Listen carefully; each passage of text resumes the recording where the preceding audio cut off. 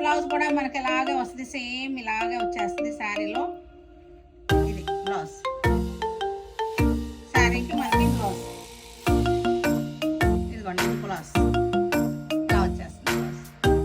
Next colour వచ్చేసరికి ఇది రామాగ్రి, light రామాగ్రి, చక్కటి లైట్ రామాగ్రి. దీని బ్లౌజ్ కూడా మనకి ఇది బ్లౌజ్